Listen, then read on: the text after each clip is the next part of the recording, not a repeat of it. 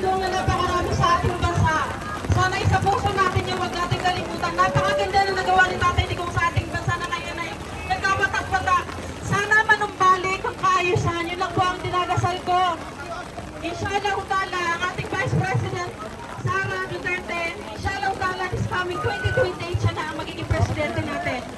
So yan po, maraming salamat po sa inyong lahat, sa ating mga kapulisan. Thank you po sa inyo na walang sawang mga ginagawa sa ating bansa. Thank you po. Inshallah, VP Sara Duterte sa 2028. Assalamualaikum.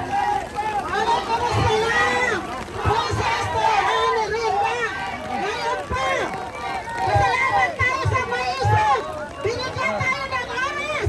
Dahil biglaan ang pag-lighting ni Sultan. Ito, ang tagada ulan-ulan. Ngayon may ulan na because of miracle. Sinagot na. Ngayon si Patel. Dito sana na impeachment.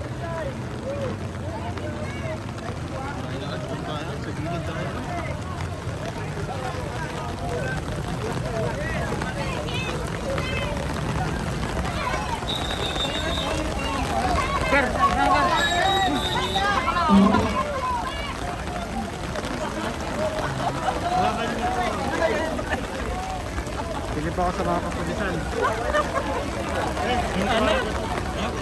Video ko kayo?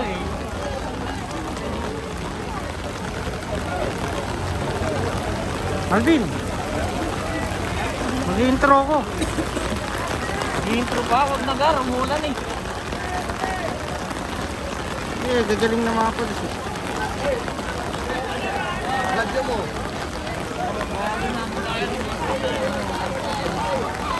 Kahit umulan, no? So, nandito pa rin po mga Duterte supporter. Umulat, umaraw. Naging ang ating mga kapulisan para mapanatiling payapa itong paligid mo. Yan. Duterte, umulan, umaraw. Para mapakita po yung suporta na no to impeachment dito Sara Duterte.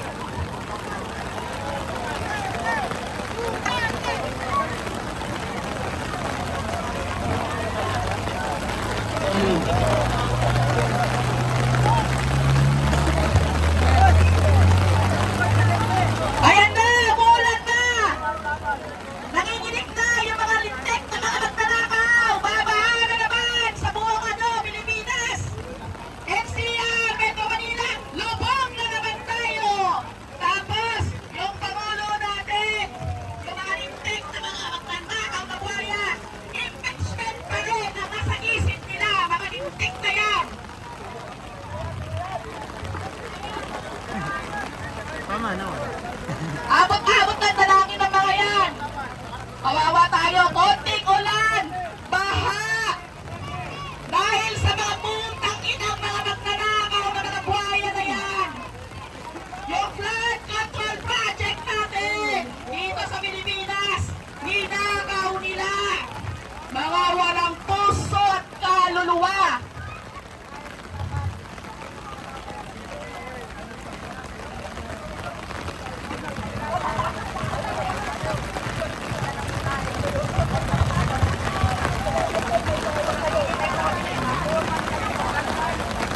Ayan! Mga congressman!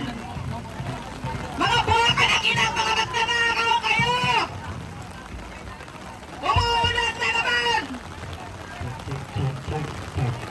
Kawawa na naman ang mga tao sa Quezon City! Dito sa Maynila, lupok na naman sa baha! Magsuswimming na naman kami! Pihado mamaya pag uwi namin!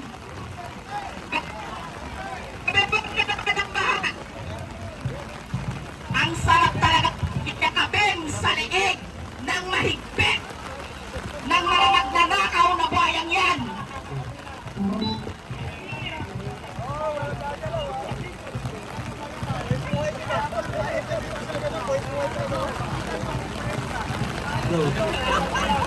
O nasa na?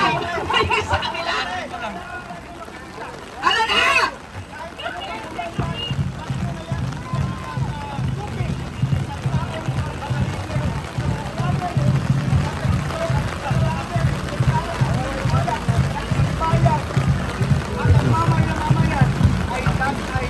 Eh,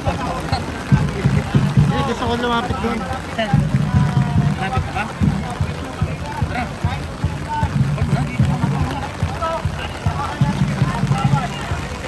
Tara. Hindi kami aalis dito hanggat hindi natatapos o naibabasura ang impeachment ni VP Inday Sara Duterte. Duterte!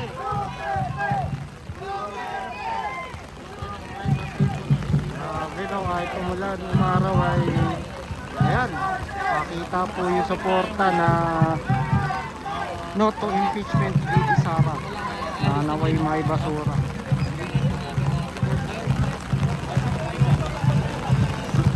Ayan, nakikisama ang kalikasan. Unang araw ng impeachment na yan ni VP Inday Sara, umuulan. Lumuluha ang langit. Pagpapahiwatig ito na ito dapat ang pagtunang pansin ng ating gobyerno. Malawakang pagbaha na naman ang mangyayari. Kawawa na naman ang mga Pilipino na nasa laylayan. Kami na nasa laylayan. Kami na mga taxpayer. Para na naman kaming mga, ano ba yun? Kawawa mga pulubi. Nahihingi ng tulong.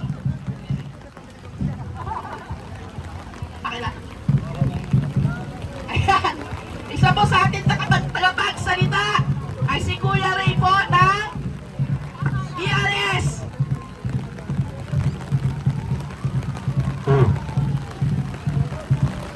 Magandang hapon po! Magandang hapon po sa lahat na narito. Ngayon po ay unang araw. Huwag po kayong matakot sa ulan. Lihis po yan. At nang dahil sa ulan, maungkat na naman ang kaso ng flood control.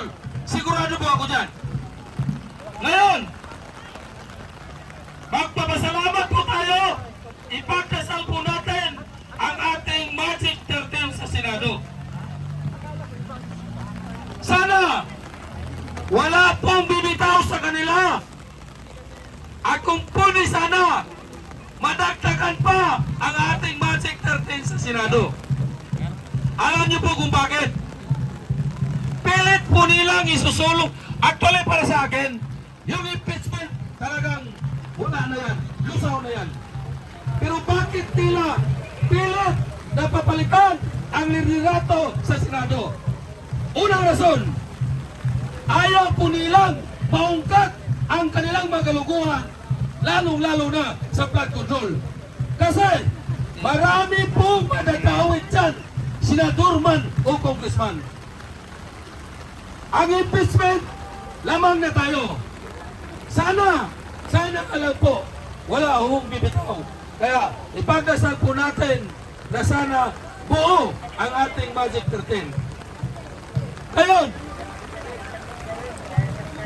Ngayong araw dapat kaming mga DRS, nag-uusap kami kahapon, nagpahinga muna kami kahit isang araw man lang.